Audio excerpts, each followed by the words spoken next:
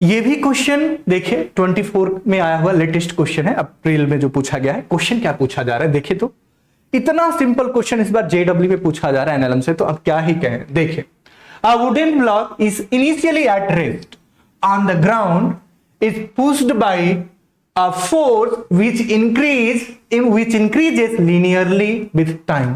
इसका मतलब क्या हो रहा है, कोई एक ब्लॉक था वुड का, लकड़ी का, उसके ऊपर आप फोर्स लगा रहे और फोर्स भी टाइम के साथ क्या हो रहा है, बढ़ रहा है। ठीक है, बड़ी अच्छी बात है। आगे क्या बोल रहे हैं, which of the following curve best describe the acceleration of the block with time. अब बताए ऐसा क्वेश्चन। अब फोर्स इक्वल्स हम जानते हैं मास इंटू एक्सेलरेशन। एक्सेलरेशन को अगर हम कैलकुलेट करें तो फोर्स डिवाइड बाय मास, ये हो गई आपके पास एक इक्वेशन। लेकिन यहां पर क्या बोल रहे हैं, जो फोर्स और टाइम के बीच का रिलेशन है वो लीनियर है। इसका मतलब जो फोर्स है वो प्रोपोर्शनल टू टाइम है।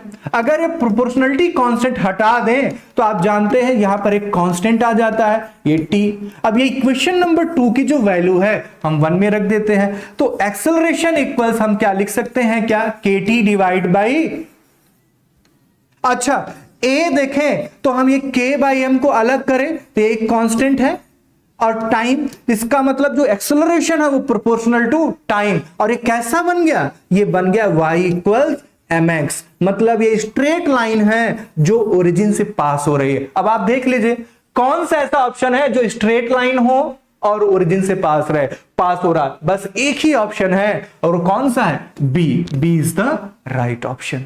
इतना सिंपल क्वेश्चन उन्होंने पूछा। तो आप हमारे साथ बने रहे, इसके लिए धन्यवाद। जय